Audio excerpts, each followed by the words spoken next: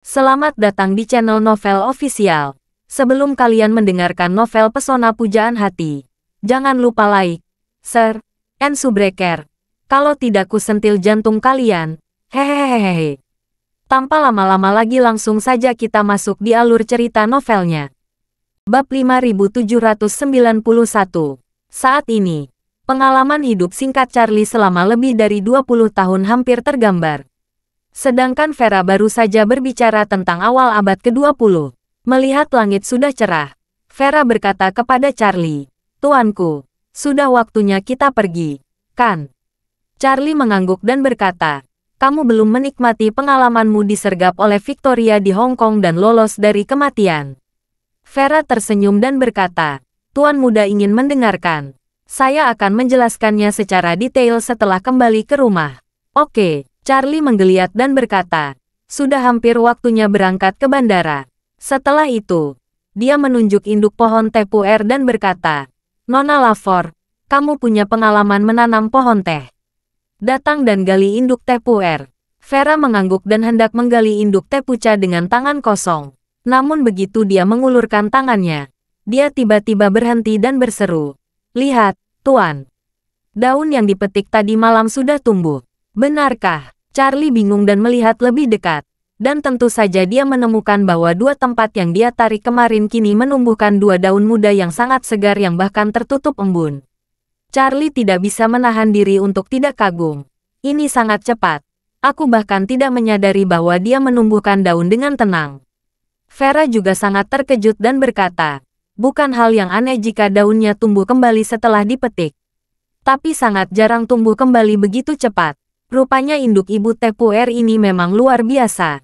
Charlie tersenyum dan berkata, "Dengan kecepatan perbaikannya, bahkan jika semua daunnya dipetik, tidak akan butuh waktu lama untuk kembali ke keadaan semula." Vera berkata dengan lemah, "Tuan muda, jangan khawatir tentang daunnya. Kamu harus membiarkan tumbuh lebih lama, apapun yang terjadi." Charlie mengangguk dan berkata sambil tersenyum, "Jangan khawatir, Nona Lavor. Saya tidak akan menyia-nyiakan semua uang saya." Vera mengulurkan tangan, dan dengan hati-hati mengambil tanah di sekitar induk puca, menggali akarnya seukuran bola voli dan tanah yang melilitnya.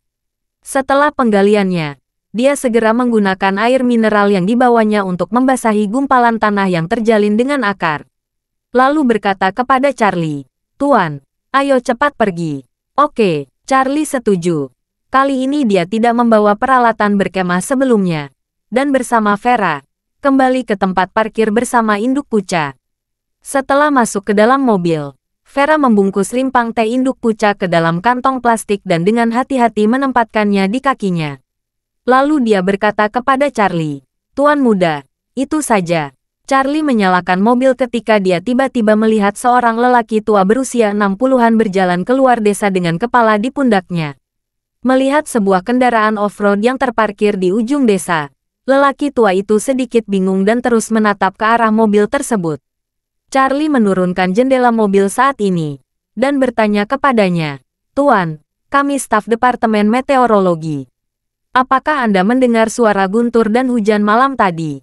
"Mengapa terjadi guntur dan hujan?" kata lelaki tua itu dengan tidak puas. "Departemen Meteorologi Anda tidak tahu apakah sedang hujan atau tidak? Mengapa masih datang bertanya kepada saya?" Charlie tersenyum dan berkata, "Benar, Tuan. Kami menembakkan meriam hujan kemarin. Kami memang mendengar guntur. Saya memulai pagi ini untuk menanyakan tentang hujan malam tadi. Apakah Anda mendengarkan?" Orang tua yang memegang tangannya, "Tidak." Charlie bertanya kepadanya, "Mungkinkah kamu tidak mendengarkan?" Lelaki tua itu berkata dengan marah, "Aku terbangun 7 atau 8 kali dalam semalam.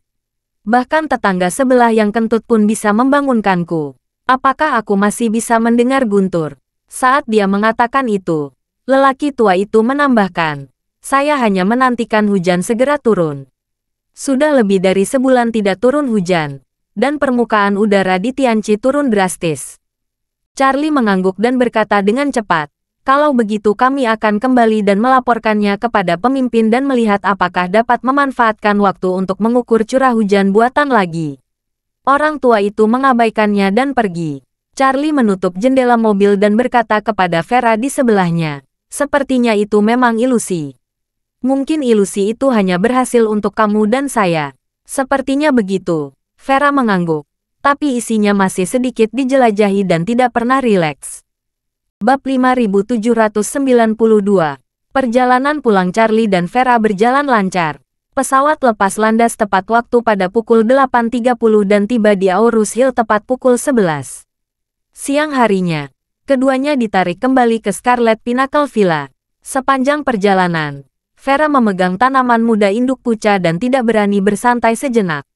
Setelah tiba di Scarlet Pinnacle, Vera meminta semua orang di villa untuk menjauh untuk sementara waktu. Dia dan Charlie pergi ke halaman lantai atas dan segera mulai menanam kembali tanaman muda induk puca. Dia melihat ke dalam halaman dan menemukan bahwa jika pohon lain di halaman tidak ditebang, maka ruang terbuka di sebelah kolam air panas adalah yang paling cocok. Dia menunjuk ke ruang terbuka dan berkata kepada Charlie, "Menurut kecepatan pertumbuhan normal pohon teh, ruang di sini mungkin cukup untuk pohon teh tumbuh selama 10 atau 8 tahun. Saya tidak tahu seberapa cepat pertumbuhan induk puca ini. Skala dan ruang tanah di sini tidak cukup, jadi kita harus pindah tempat." Charlie tersenyum dan berkata, "Jangan khawatir tentang ini. Taruh saja di sini sekarang. Ia dapat hidup melawan malapetaka di kehidupan sebelumnya. Pasti tidak akan mati dalam kehidupan ini hanya karena dipindahkan beberapa kali. Letakkan di sini dulu. Kamu bisa pindah ke tempat lain di masa depan. Setelah mengambil alih grup Zicheng dan mengubah Gunung Erlang, mungkin kamu juga dapat memindahkannya ke Gunung Erlang." Vera memegangi kepalanya dan berkata, "Pohon ini milik Tuan Muda. Aku hanya merawatnya atas nama Tuan Muda.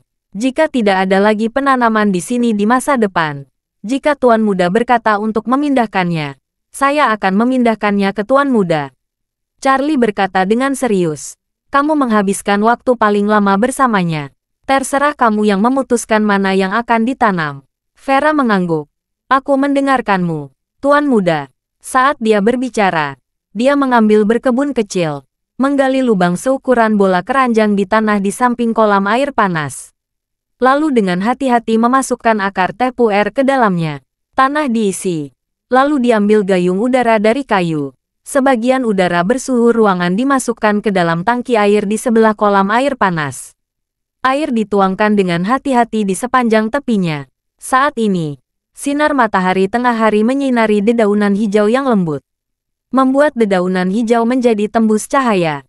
Vera memandangi dedaunan hijau yang sempurna dengan wajah penuh informasi. Charlie memandangi bibit itu, dan berkata dengan ragu, "Tadi malam, ia tumbuh begitu cepat, dan 2 daun yang hilang juga kembali ke keadaan semula tanpa disadari. Mengapa sepertinya tidak ada perubahan sekarang?" Vera berkata, "Mungkin semua energi yang dia simpan dihabiskan untuk menerobos tanah, dan kemudian akan memasuki masa pertumbuhan yang panjang dan lambat. Lagi pula, dibutuhkan 30 tahun untuk membuat pohon teh puer menjadi dewasa." Charlie mengangguk. Efek dari sedikit daun yang dia miliki pada orang biasa setara dengan pil penyembunan. Ini adalah harta langka bagi petapa. Terlalu banyak. Tidak mungkin diubah menjadi aura di dalam tubuh. Tetapi daun pohon teh ini secara alami mengandung aura, yang sangat langka. Meskipun saya dapat menyampaikan banyak pil, sejauh ini hanya pil penguat yang dapat meningkatkan aura. Dan pil lainnya hanya dapat mengobati luka dan memperpanjang umur. Tetapi pemurnian pil penguat terlalu merepotkan. Permintaan berbagai bahan relatif tinggi. Sangat tidak realistis jika ingin melakukan pemurnian dalam jumlah banyak dan memiliki pasokan yang stabil. Setelah pohon teh ini matang, dengan kapasitas produksi normal pohon teh puer, setidaknya bisa menghasilkan ratusan ribu tunas setiap harinya. Jika masih bisa mempertahankan atribut yang mengandung energi spiritual pada saat itu, pasti akan menghasilkan kekayaan yang besar. Dengan aliran energi spiritual yang stabil sebagai sumbernya, bahkan dapat digunakan untuk membangun sebuah sekte. Vera bertanya dengan penuh semangat, "Bukankah itu berarti dengan itu, Tuan Muda akan mampu mengalahkan Victoria dan perkumpulan penghancuran King di masa depan?" Charlie berkata dengan serius, "Victoria secara pribadi sangat kuat. Bagaimanapun, dia telah membuka istana Niwan. Situasi saya sama sekali tidak sama di sini. Bab 5793. Kalau kamu memberi saya waktu 20 atau 30 tahun lagi, saya belum tentu bisa menjadi lawannya. Tapi dengan pohon teh ini, setidaknya sekelompok pertapa kuat seperti 4 senior dapat dibudidayakan secara berkelompok. Kalau tidak menang bisa secara kualitas, diperjuangkan secara kuantitas saja. Meski strategi lautan manusia sedikit tertinggal, bukan berarti tanpa peluang untuk menang. Vera mengangguk ringan, memandangi benih itu dan mendesah. Sekarang mari kita lihat apakah dia bisa tumbuh lebih cepat. Charlie tipis tersenyum. Bersikaplah normal. Dia memiliki kekayaannya sendiri. Oleh karena itu, Charlie berkata lagi, ngomong-ngomong, kamu bisa mengundang Tuan Sansor untuk datang dan berbicara dengannya tentang pemantauan. Vera berdiri dan berkata, Tuanku, tunggu sebentar. Saya akan menelepon cucu saya. Segera. Emmet, yang kondisi fisiknya sudah jauh lebih muda, berlari ke halaman lain di lantai paling atas. Begitu dia memasuki halaman, dia berkata dengan hormat, Nona, Tuan Wade, apa yang kalian berdua ingin saya lakukan? Vera bertanya, apakah ada cara untuk memobilisasi semua pengawasan di Yunan Selatan akhir-akhir ini tanpa membuat khawatir siapapun? Emmet berkata, Nona, selama itu diawasi oleh pemerintah kota, itu dapat ditemukan di sistem. Otoritas saya tinggi, dan saya dapat mengambilnya tanpa jejak. Kamu hanya perlu memberitahu saya lokasi mana yang kamu butuhkan. Vera mengangguk, teringat bahwa Victoria muncul di Gunung Punggung Kura-Kura kemarin pagi. Dia berkata, pertama-tama, akses kamera pengintaian di seluruh wilayah Suanglang. Oke. Emmet berkata, Nona, tunggu sebentar. Saya akan mengatur seseorang untuk bersiap. Mereka akan menggunakan jalur khusus untuk mentransfer semua konten video ke server cloud. Setelah transfer selesai, Anda dapat melihatnya dengan bebas di server. Vera mengangguk sedikit puas, dan berkata, cepat lakukan. Aku tunggu kabar darimu. Emmet segera berkata, baiklah Nona, saya akan mengaturnya sekarang. Pada saat yang sama, di tengah pegunungan Siwandasan, jalan raya berkelok-kelok seperti naga panjang, diselingi pegunungan yang tak terhitung banyaknya.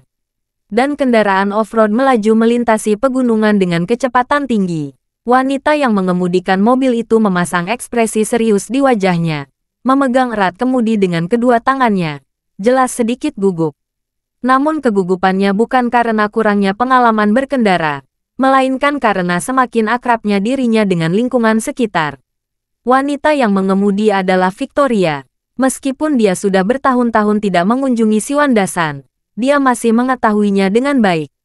Tempat ini adalah labirin besar yang diciptakan oleh keajaiban alam, yang memblokir tentara King yang mengepung dirinya dan Elijah, juga memberi mereka kesempatan langka. Namun kini, gunung yang dulunya sulit untuk dilalui ini telah sepenuhnya terhubung dengan jalan raya. Terowongan dan jembatan yang tak terhitung jumlahnya menghubungkan tempat ini dengan dunia luar. Namun, meskipun jalan tol dapat mengubah lalu lintas di Siwandasan, hal tersebut tidak dapat mengubah bentuk khusus Siwandasan. Sejak zaman kuno, tempat ini dibatasi oleh pegunungan, luas dan jarang penduduknya, serta transportasi sangat merepotkan. Sering kali harus mendaki beberapa gunung untuk melihatnya. Desa, dan sebagian orang di desa tidak pernah keluar dari pegunungan tempat mereka tinggal sepanjang hidup mereka. Dalam beberapa tahun terakhir, seiring dengan perkembangan ekonomi yang berkelanjutan dan kemajuan urbanisasi, banyak masyarakat pegunungan yang tinggal di pegunungan selama beberapa generasi secara bertahap berpindah. Populasi di pegunungan sekarang lebih kecil dibandingkan masa Victoria dan Elijah. Saat ini, mobil Victoria baru saja melewati area servis, namun dia tidak memilih untuk berhenti. Sebaliknya, setelah berkendara lebih dari 10 km, dia menepi dan memarkir mobilnya di jalur darurat. Setelah menghentikan mobilnya, dia perlahan keluar dari mobil, berdiri di pinggir jalan dan melihat keluar angkasa beberapa saat. Dia bermalam. Ini dia, guru. Aku kembali untuk menemuimu. Bab 5794. Saat ini, hanya ada sedikit kendaraan di jalan raya. Sesekali ada mobil yang lewat. Namun mereka tidak terlalu memperhatikan wanita yang memarkir mobilnya di jalur darurat. Meskipun jalur darurat secara teoritis tidak memungkinkan terjadinya parkir, jalan raya di pegunungan menjadi kurang luas. Volume lalu lintas tidak banyak dan pemandangannya indah. Oleh karena itu, pengemudi yang lelah berkendara seringkali memilih jalan yang pemandangannya indah untuk berhenti. Sambil melihat pemandangan, semua orang tidak terkejut. Kendaraan yang lewat dengan kecepatan tinggi tidak dikejutkan oleh Victoria. Namun Victoria direpotkan oleh jembatan setinggi 100 meter yang membentang di antara dua gunung dan menghubungkan dua terowongan. Dia tahu ini adalah titik terdekat di seluruh jalan raya ke tempat guru mundur. Namun karena hampir tidak ada penduduk yang tinggal di kawasan ini, tidak ada pintu keluar jalan raya sejauh puluhan kilometer sebelum dan sesudahnya. Dengan kata lain, jika ingin mencapai tujuan secepat mungkin, hanya bisa melompat dari sini. Atau melewati pintu keluar jalan raya yang jaraknya puluhan kilometer. Kemudian menghabiskan setidaknya 1 atau 2 hari berjalan di jalan pegunungan. Bagi Victoria, mudah untuk melompat dari sini. Namun, jika mobil tetap berada di sini setelah dia pergi, pasti akan menimbulkan masalah yang tidak perlu. Setiap pengemudi yang antusias melihat mobil diparkir di tepi jembatan tanpa ada orang di dalam atau di luar mungkin akan mengira ada orang yang bunuh diri di sini. Begitu dia menelepon polisi, polisi akan segera ke tempat kejadian secepatnya. Mereka akan berusaha memastikan terlebih dahulu apakah ada jejak seseorang yang jatuh atau bahkan ada mayat di bawah jembatan. Dan jika dia melompat dari sini, mustahil untuk berpura-pura tidak ada jejak yang sama sekali. Jika polisi mengetahui bahwa seseorang memang telah melompat dari jembatan setinggi itu, dan orang tersebut tidak mati, tetapi dia juga menghilang tanpa jejak, mereka pasti akan melakukan segala kemungkinan untuk mencapainya. Dengan cara ini, mereka akan mengetahui penampakan pengemudi melalui berbagai foto mobil yang diambil di jalan raya, dan kemudian terus mengerjakan kembali petunjuknya. Victoria juga tahu pemahamannya. Sejak dia memasuki dunia ini, meskipun dia memiliki kemampuan yang hebat, dia tidak bisa lepas dari berbagai sistem pengawasan di masyarakat modern. Menurutnya, tidak masalah dirinya menangkap video pengawasan. Ada lebih dari 1 miliar orang di Tiongkok, dan citra dirinya di sini seperti setetes air di lautan, dan tidak berbahaya. Selama tidak menarik perhatian polisi di dalam negeri atau bahkan petinggi karena hal-hal tertentu, dia bisa lolos tanpa cedera. Oleh karena itu, yang ingin dia capai sekarang adalah bagaimana menghilang dari jembatan dengan mobil ini. Bahkan di pulau pinggir Antartika itu, ia sering mengendarai berbagai kendaraan. Meski sudah bertahun-tahun tidak meninggalkan pulau itu, hal itu tidak menghalanginya untuk mengetahui baik teknologi dunia ini. Karena dia sangat familiar dengan ponsel, Victoria mengambil tindakan balasan setelah berpikir sejenak. Segera, dia menutup sedikit matanya, dan energi spiritual yang kuat keluar dari tubuhnya dan segera masuk ke dalam kendaraan off-road. Segera setelah itu, dia melepaskan kesadaran spiritualnya untuk menjelajahi lingkungan sekitar dan menunggu dalam diam. Baru setelah tidak ada orang atau kendaraan lain yang muncul dalam jangkauan kesadarannya, dia tiba-tiba membuka matanya, mendorong kendaraan off-road tersebut dengan tangan kosong, dan berteriak, "Bangun!" Begitu dia selesai berbicara, kendaraan off-road itu meluncur ke udara seolah tertiup angin. Pemandangan aneh juga terjadi saat ini. Kendaraan off-road yang beratnya lebih dari 2 ton itu seolah-olah sedang berubah menjadi kertas, longgar dan jatuh perlahan.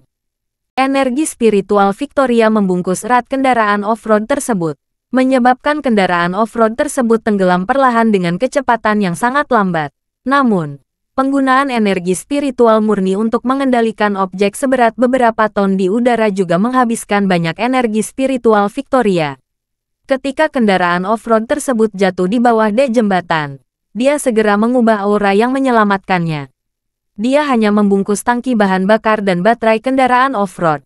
Pada saat ini, kecepatan jatuhnya kendaraan tiba-tiba bertambah cepat, kemudian menghantam tanah dengan suara keras, mematahkan banyak cabang di sepanjang jalan. Untungnya, tangki bahan bakar dan aki dilindungi oleh energi spiritual, sehingga meskipun mobil berubah bentuk sepenuhnya dan kacanya pecah, namun tidak terbakar atau pecah. Oleh karena itu, setelah terjadi tabrakan, lembah dengan cepat menjadi tenang kembali. Kemudian, Victoria melompat dan perlahan mendarat di tanah. Banyaknya jenis pepohonan di lembah, dan kendaraan off-road langsung membuat celah di tengah hutan lebat. Dengan pemikiran di benak Victoria, energi spiritual melilit sejumlah besar cabang yang patah dan menutupi kendaraan off-road dengan erat. Kemudian, dia merapikan pakaiannya dan berjalan sedalam gunung tanpa memutar ke arah belakang. Bab 5795. Pada saat yang sama, beberapa pengawasan video telah ditransfer ke server cloud khusus oleh bawahan Emmet. Setelah Emmet memberi Vera alamat dan kunci server cloud, Vera menonton video pengawasan dengan Charlie di kamar kerjanya. Meskipun tidak ada pemantauan di Gunung Punggung Kura-Kura, Vera mencari pemantauan di celah gunung sesuai dengan waktu Victoria mendaki gunung. Segera dia menemukan sosok Victoria. Mulai dari pengamatan ini, semua rute Victoria berada dalam lingkup pengamatan. Jadi, keduanya dengan mudah menemukan kendaraan off-road yang dikendarai Victoria di tempat parkir. Di Tiongkok, orang masih bisa lolos dari pengawasan, namun pada dasarnya tidak mungkin bagi mobil. Asal jalan bisa dilalui mobil, saya tidak berani mengatakan seluruh prosesnya, tapi harus ada pintu masuk dan keluar utama. Selain itu, pemantauan lalu lintas jalan raya memiliki fungsi pengenalan plat nomor, yang dapat mengidentifikasi nomor plat. Oleh karena itu, data video dan gambar dalam jumlah besar dapat diubah menjadi data dengan label yang jelas dan disimpan dalam sistem. Dengan lapisan transformasi ini, selama memasukkan nomor plat, dapat mengambil video, gambar, dan titik waktu terkait mobil yang muncul di bawah semua pengawasan jalan raya. Victoria tidak pernah berpikir bahwa seseorang akan berspekulasi dia akan pergi ke Yunnan Selatan. Dia tidak pernah berpikir bahwa Vera akan berani mengambil tindakan di bawah hidungnya. Dia tidak pernah menyangka seseorang akan menggigit ekornya saat ini. Mulai mencari petunjuk di sepanjang ekornya. Hanya dalam beberapa menit, Charlie dan Vera memperoleh data rinci, termasuk waktu dan tempat mobil Victoria baru-baru ini muncul di semua sistem pemantauan lalu lintas. Charlie mengabaikan semua informasi sebelumnya dan melihat langsung informasi terakhir. Informasi terakhir menunjukkan, setengah jam lalu, mobil ini melaju melalui jalan raya menuju Gunung Siwandasan di selatan Yunnan dengan kecepatan 120 km per jam. Pelayanan wilayah. Pemantauan informasi kendaraan merupakan pemantauan jalan utama di luar wilayah pelayanan, yakni antara pintu masuk dan keluar wilayah pelayanan. Dengan kata lain, tertangkap berarti mobil tersebut langsung melewati area servis Dasanzi dan terus melaju dari jalan utama. Charlie melihat kembali informasi pengamatan sebelumnya dan menemukan bahwa yang aneh adalah mobil itu melaju di jalan raya dengan kecepatan 120 km dan diperhatikan serta dicatat setiap 5 menit atau lebih. Artinya jarak pantauan jalan raya berkecepatan tinggi ini sekitar 10 km. Dan Victoria melewati rekor poin terakhir setengah jam yang lalu. Berdasarkan kecepatannya saat itu, ia kini terus melaju sejauh 60 km. Namun, tidak ada catatan baru yang terlihat di sistem, yang membuktikan bahwa status mengemudi Victoria mungkin telah berubah. Maka Charlie segera menanyakan lokasi pemantauan selanjutnya dari barat ke timur di wilayah layanan Dasanzi. Dan menemukan bahwa lokasi pemantauan berjarak 22 km. Jika Victoria mempertahankan kecepatan 120 km, dia harus melewati area pengawasan ini 10 atau 20 menit yang lalu. Tetapi kendaraannya tidak muncul di sini, yang berarti dia mengurangi kecepatannya menjadi 50 km per jam atau kurang. Atau telah parkir di bagian sepanjang 22 km. Charlie mengambil tangkapan layar bagian jalan ini di peta satelit dan berkata kepada Vera di samping, "Mari kita tunggu dan lihat." Jika Victoria tidak muncul di titik pemantauan berikutnya untuk waktu yang lama, maka kemungkinan besar dia sudah berada di tengah jalan ini. Keluar dari jalan raya, Vera berkata, jalan raya sepanjang 22 km ini tidak memiliki layanan area dan tidak ada pintu keluar. Jika dia berangkat dari sini, satu-satunya kemungkinan adalah meninggalkan jalan raya dengan berjalan kaki. Charlie mengangguk dan menambahkan, tempat ini hampir seluruhnya dipenuhi jembatan dan terowongan. Jika dia ingin pergi dari sini, Hanya ada satu kemungkinan. Melompat langsung dari jembatan tersebut. Vera setuju dan berkata, tidak mungkin jalan raya dibangun ke tempat guru mundur secara kebetulan. Victoria pertama-tama harus menemukan titik terdekat melalui jalan raya, dan kemudian meninggalkan mobil dan berjalan. Charlie berkata, jadi tempat guru mereka mundur saat itu tidak terlalu jauh dari jalan tol sepanjang 22 km ini. Vera bertanya kepadanya, Tuanku, menurut kamu, apa yang harus kita lakukan selanjutnya? Charlie berkata, jawaban yang paling antusias adalah pembunuhan sekarang untuk mengetahui keberadaannya. Tetapi dari situasi sebenarnya, saya tidak setuju dia, dan dia telah melihat kita. Jika kita muncul di hadapannya lagi, kita pasti akan meragukan. Jadi saran saya sedang menunggu. Jika Victoria meninggalkan mobilnya di sini, kita tidak akan bisa lagi melacak mobilnya. Kita akan menunggu di Aurus Hill sampai Victoria masuk kembali untuk melihat kita. Bab 5796. Charlie tahu betul bahwa yang dia cari kali ini bukanlah Victoria, tapi tempat yang dituju Victoria. Setelah dia merilis lukisan Marcius, Victoria langsung membungkam perkumpulan penghancuran King, yang membuktikan bahwa dia memang sangat ketakutan. Namun semakin dia ketakutan, semakin diam-diam dia datang ke Tiongkok sendirian dan pergi ke Gunung Siwandasan. Membuktikan bahwa dia pasti sangat mendesak saat ini. Charlie berspekulasi bahwa dia kemungkinan besar sedang mencari rahasia yang ditinggalkan oleh Marcius saat itu. Mungkin rahasia panjang umur yang disebutkan oleh senior Chardon sebelumnya. Oleh karena itu, setelah Victoria meninggalkan Siwandasan, dia akan masuk untuk mencarinya. Terlepas dari apakah akan ada keuntungan atau tidak, setidaknya tidak akan meningkatkan risiko. Victoria seperti pahlawan wanita dalam film seni bela diri yang menggantung kabel dan berjalan melewati atap dan dinding. Dengan cepat berpindah-pindah di antara hutan lebat di pegunungan. Gunung dan hutan tua di mata orang awam ibarat berjalan di tanah datar di hadapannya. Meskipun dia berjalan semakin jauh di pegunungan, kemajuannya menjadi semakin lancar. Ketika dia menjauh dari jalan raya dan secara bertahap memasuki pegunungan, dia menemukan bahwa ratusan ribu gunung di depannya tidak banyak berubah dibandingkan 300 tahun yang lalu. Pegunungan hijau di sini masih ada dan masih sepi. Mengandalkan kenangan tahun itu, Victoria berjalan dari fajar hingga gelap di pegunungan yang dalam. Di pegunungan dan hutan pada malam hari, kamu tidak dapat melihat jari-jari. Cahaya bulan dan cahaya bintang hampir terhalang oleh pepohonan lebat. Dan karena kelembapan udara meningkat setelah malam tiba, pegunungan dan hutan sudah diselimuti kabut. Sulit bagi orang biasa untuk berjalan di sini. Tapi Victoria tampaknya mampu melihat menembus kegelapan dan kabut. Melangkah maju dengan kecepatan yang tiada henti sepanjang jalan. Saat ini, dia dikelilingi oleh serangga, ular, tikus dan semut, serta berbagai hewan dan binatang. Tapi kemanapun Victoria pergi, semua hewan bertebaran seperti burung dan binatang, ingin menjauh darinya sejauh mungkin. Setelah berjalan melewati kabut selama hampir setengah jam, Victoria sampai di dasar lembah yang sangat rendah. Kabut di sini ternyata sangat tebal, dan kelembapan udaranya sangat tinggi sehingga udara bisa keluar. Dan karena dataran lembah terlalu rendah, banyak uap udara dan karbon dioksida yang tersimpan di sini. Kandungan oksigen di dasar lembah sangat rendah. Tidak mungkin orang biasa bisa bertahan terlalu lama di sini. Yang lebih menakutkan lagi adalah udara di sini tidak hanya mengandung uap udara dan karbon dioksida, tetapi juga komponen beracun seperti metana yang dikeluarkan oleh sejumlah besar pohon dan rawa yang membusuk. Racun yang sangat beracun bagi hewan. Apalagi meski tidak ada tempat tinggal manusia di sini. Seringkali ada hewan pembohong yang mencari makan dan datang ke sini secara tidak sengaja.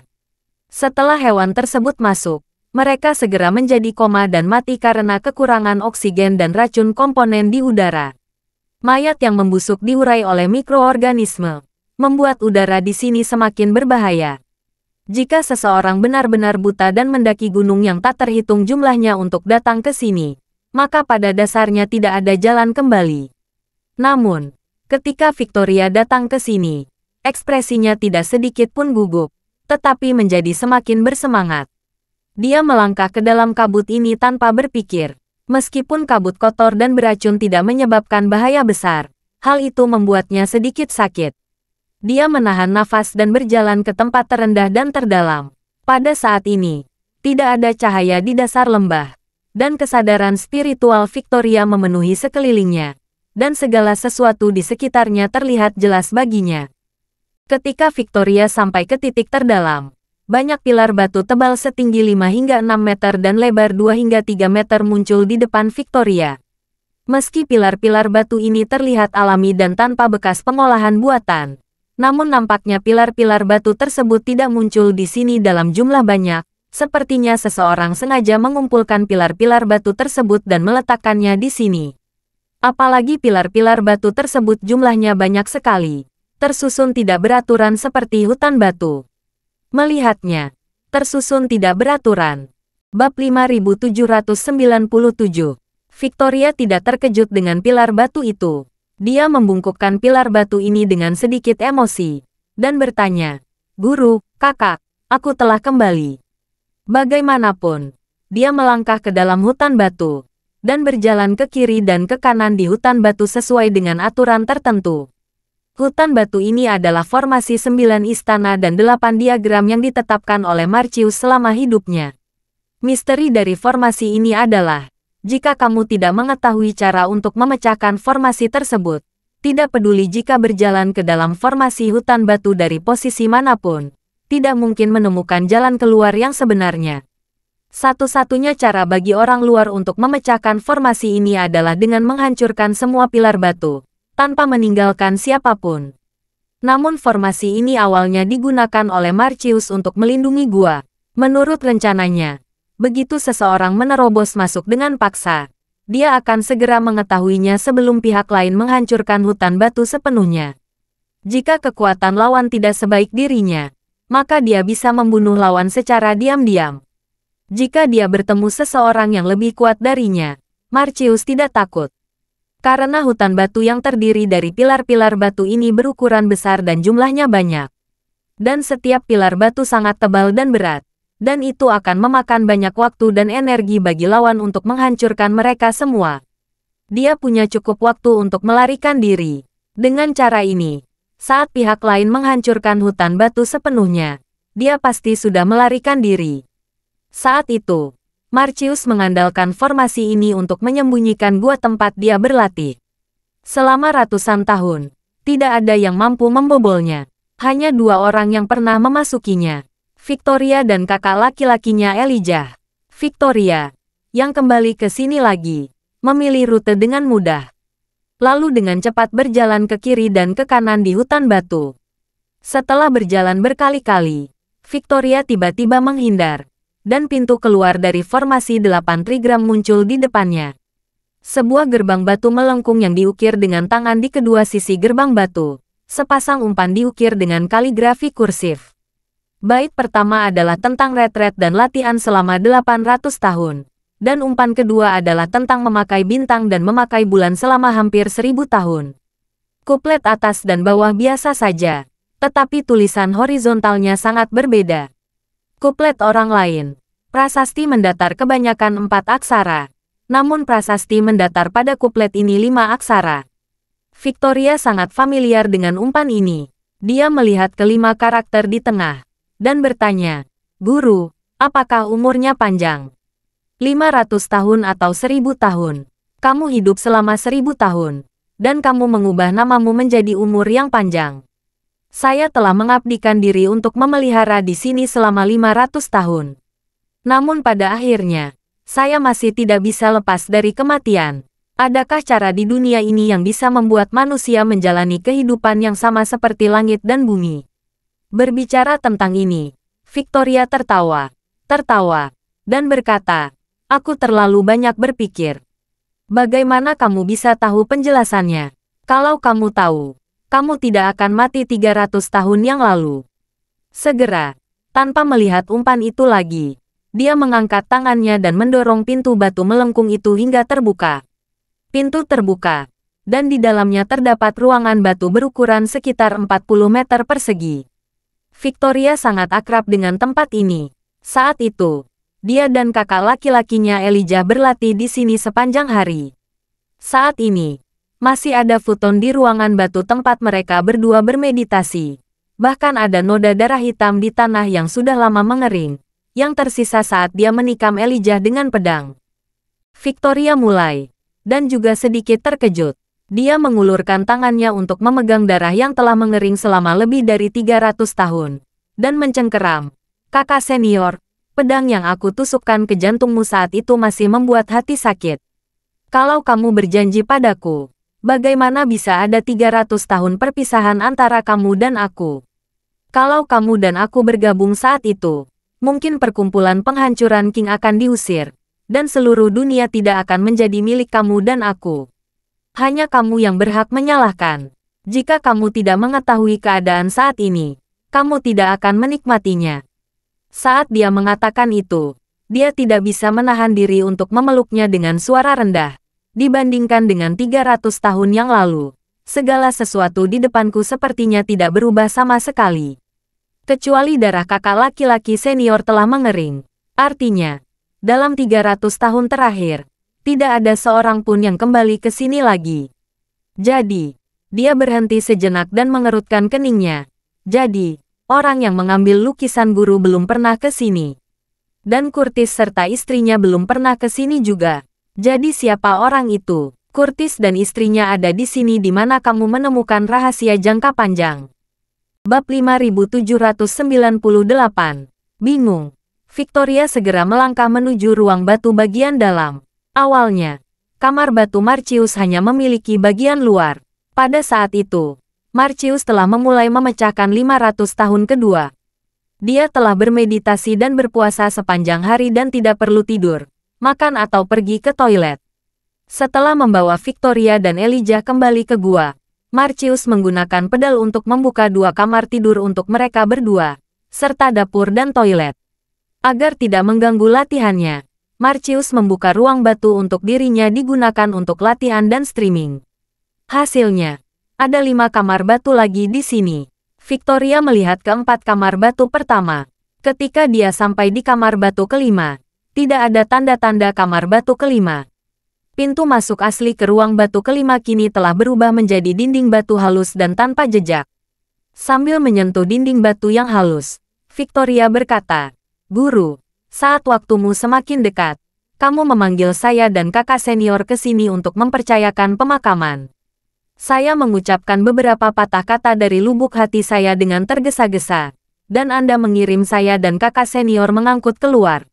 Dan sejak itu, kamar batumu telah menghilang. Pada saat itu, dasar pemukulan saya lemah. Saya tidak tahu apakah itu penutup mata atau kekuatan supranatural yang hebat. Saat dia berbicara, Victoria mengeluarkan pita dari pinggangnya, menjentikkan pergelangan tangan, dan pita itu langsung menjadi keras dan lurus. Seperti pedang panjang yang terbuat dari sutra, pedang panjang ini adalah senjata ajaib Victoria. Pada saat ini, pedang panjang mengeluarkan dengung resonansi. Victoria menunjuk ke dinding batu, mengatupkan giginya, dan berkata dengan dingin, "Hari ini, saya akan masuk ke guamu dan melihat apakah kamu sedang bermain trik."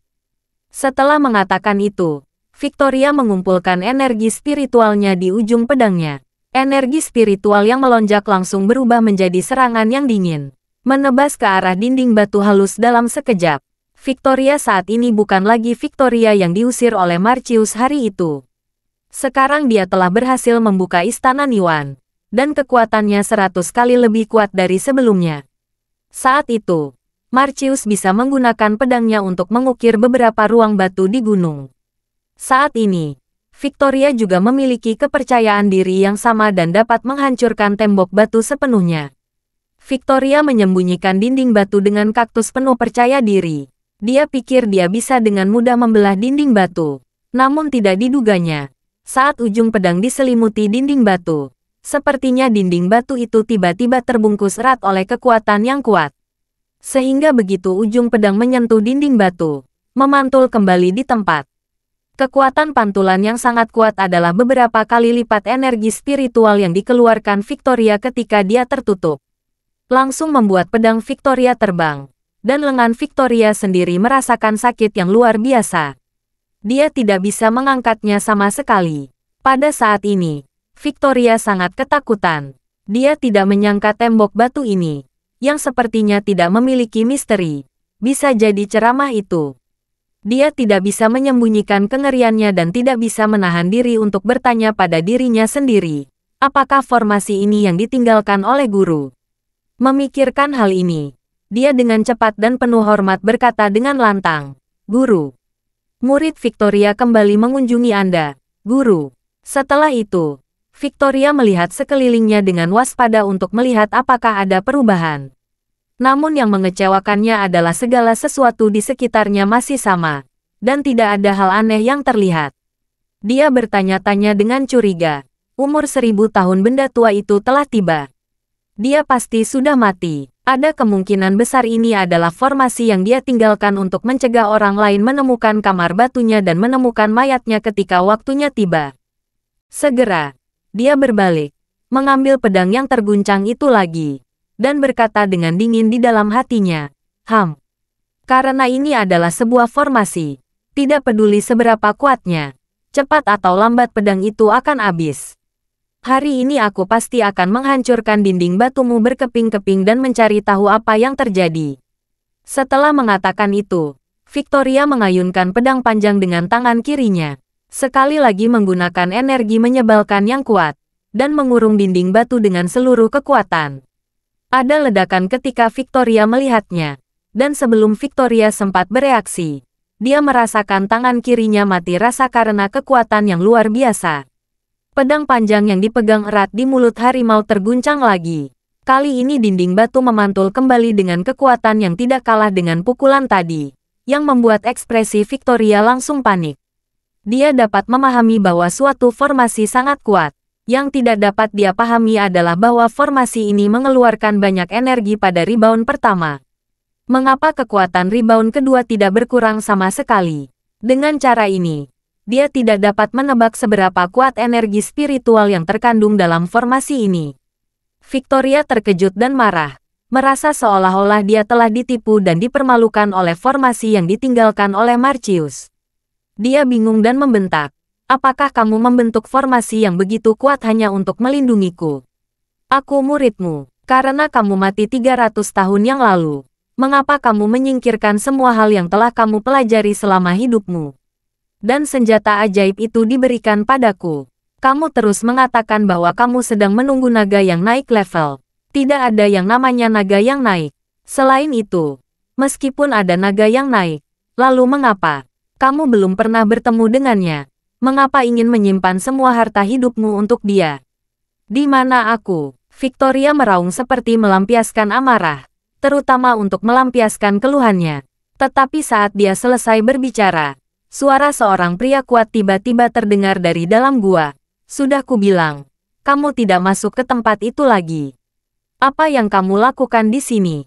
Suara ini akan membuat Victoria takut, karena dia sangat familiar dengan suara ini.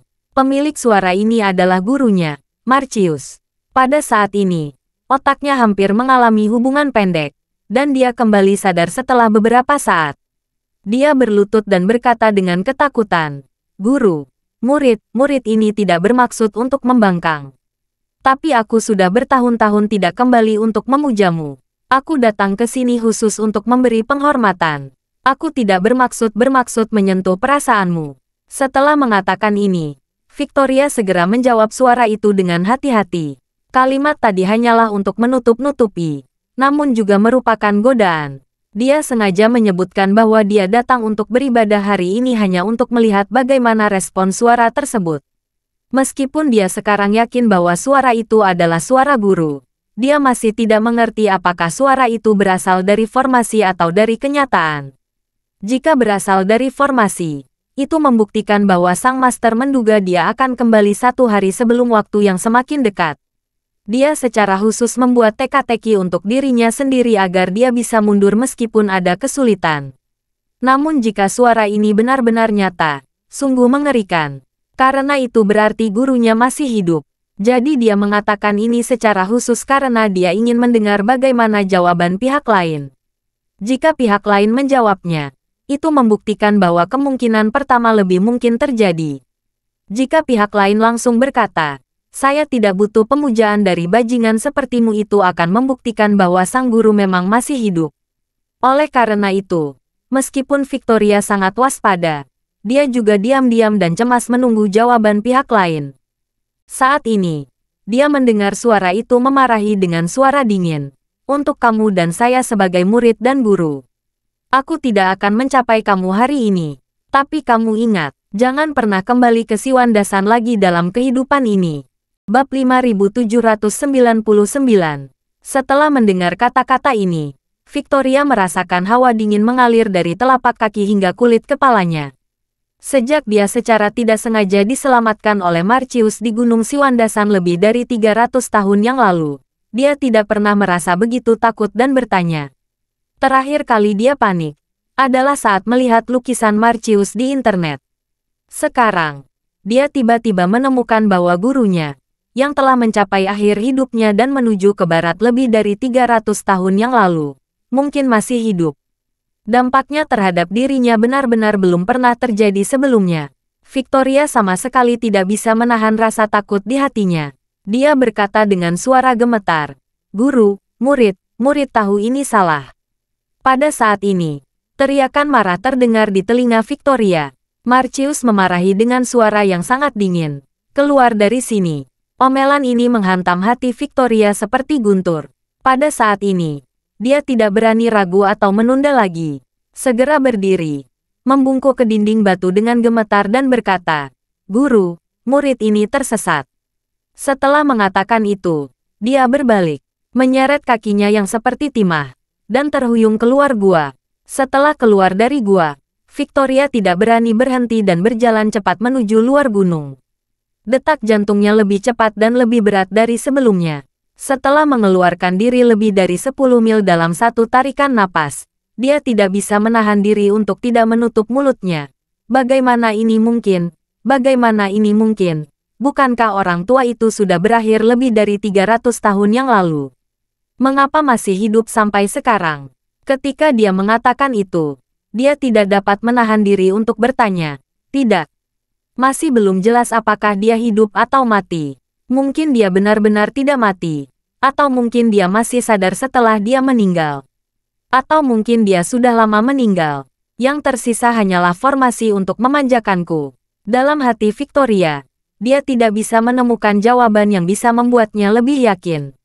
Meskipun dia merasa situasi ketiga itu mungkin terjadi, dia tetap tidak berani mengambil risiko.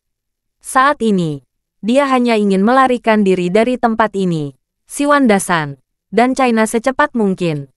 Saat Victoria melarikan diri dengan tergesa-gesa di antara pegunungan, Charlie dan Vera terus-menerus mengganti gambar real-time dari semua kamera pengintai dalam jarak puluhan kilometer di dekat tempat Victoria menghilang. Tempat ini terletak jauh di pegunungan. Hanya ada 2 kota kecil di tepi jalan raya sepanjang hampir 100 km. Jumlah kamera pengintai sedikit, namun, untuk meningkatkan efisiensi penyaringan, Vera menelepon Tuan Raven, Emmet dan Logan untuk membantu mereka berdua berbagi beban kerja. Keempat pria berusia 80 tahun, yang berusia hampir 100 tahun, masing-masing menggunakan komputer, terus-menerus menyiarkan layar pemantauan, mencari Victoria. Charlie awalnya mengira Victoria kemungkinan besar tidak akan muncul secepat ini. Tetapi untuk kehati-hatian, dia tetap mengawasinya karena takut melewatkan sesuatu. Agar tidak membuat orang tua dan Vera terlalu lelah, Charlie juga memberi mereka udara segar dengan pil penyembuhan. Dan omong-omong, itu juga bisa menambah 1 atau 2 tahun masa hidup dari orang-orang tua ini. Dari malam hingga subuh, tidak ada yang merasa lelah. Bahkan tidak ada yang mengalami gejala mata kering. Saat ini, Vera tiba-tiba menunjuk ke layar komputernya dan berkata dengan keras, "Ini Victoria." Charlie melakukan pembongkaran dan melihat video di kamera pengintaian. Seorang wanita sedang berjalan cepat di jalan pedesaan di pagi hari tanpa ekspresi di wajahnya. Berjalan menuju ke arah kamera pengintai. Charlie bertanya dengan heran, "Di mana kamera pengawasan ini?" Vera berkata, "Bagian jalan raya tempat Victoria menghilang berjarak lebih dari 20 km dari pintu keluar. Ada sebuah kota bernama Erdaoshan." Charlie bertanya dengan bingung, dia menghilang di tengah jalan. Saya kira dia meninggalkan jalan raya entah bagaimana. Dan mengapa dia tiba-tiba muncul di sini lagi? Jika tujuannya ada di sini, mengapa tidak berkendara saja ke sana? Bab 5800. Vera menggelengkan kepalanya. Aku juga tidak tahu.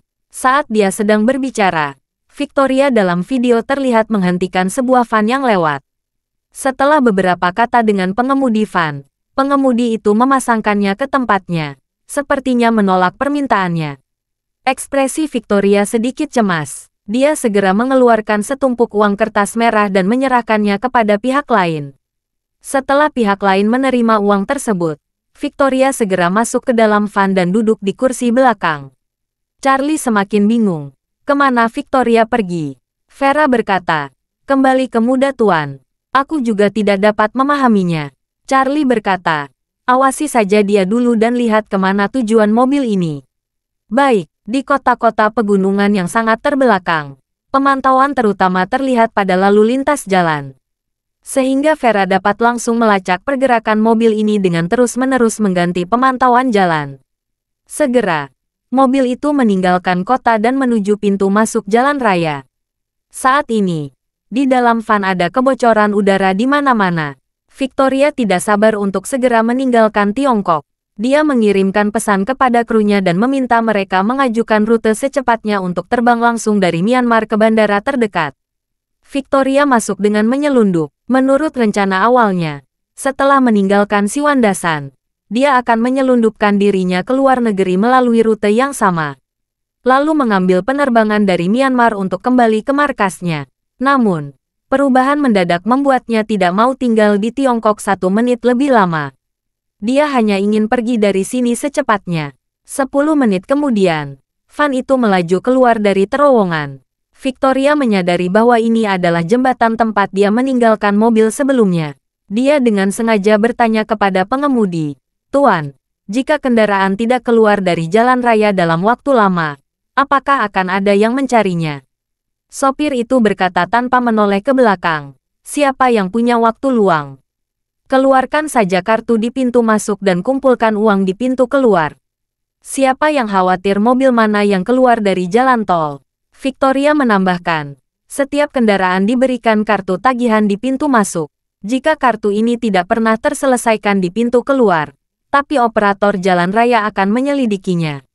Memeriksa, pengemudi itu mengerutkan bibir dan berkata, ada begitu banyak mobil yang menabrak jalan setiap hari. Pengelola jalan tidak dapat menangkapnya. Bagaimana mereka bisa punya waktu untuk peduli? Siapa keluar dari jalan tol? Saat dia mengatakan itu, dia mengambil kartu elektronik jalan raya dan berkata kepada Victoria, hanya ini saja, tidak ada gunanya. Saat kita keluar dari jalan raya, saya hanya akan mencari mobil di pintu keluar dan lewat. Anda tidak perlu membayar sepeser pun. Anda tidak hanya perlu membayar sepeser pun. Anda juga dapat menggunakan kartu mereka. Saya sudah memiliki laci yang penuh dengan kartu seperti itu di rumah. Begitu Victoria mendengar ini, dia merasa sangat lega. Kendaraan yang dia tabrakkan ke tebing pasti tidak akan ditemukan untuk sementara waktu. Dia akan punya cukup waktu untuk melarikan diri dari Tiongkok tanpa menimbulkan suara apapun. Saat ini, Charlie dan Vera tidak menyangka bahwa van Victoria yang berhenti di jalan raya akan benar-benar melaju ke arah datangnya Victoria setelah sampai di jalan raya. Charlie mengerutkan kening dan bertanya, apakah Victoria akan pergi? Vera mengangguk. Sepertinya begitu. Tapi sepertinya terlalu cepat. Dia pergi jauh-jauh ke Gunung Siwandasan. Mengapa pergi hanya dalam 1 malam? Charlie berkata, aku juga tidak bisa memahaminya. Aku pikir dia terlihat sedikit takut ketika dia pergi dengan mobil ini. Vera bertanya dengan ragu. Dengan kekuatan Victoria, bahkan tuan muda pun harus menghindari keunggulannya. Apalagi yang bisa takut memasaknya. Charlie berkata, saya tidak tahu. Saat dia berbicara, Charlie berkata dengan penuh semangat, tidak peduli apa, mari kita awasi mobil ini. Selama Victoria meninggalkan Siwandasan, kita bisa cepat sampai di sana. Terima kasih sudah mendengarkan cerita novel Pesona Pujaan Hati. Sampai jumpa di novel selanjutnya.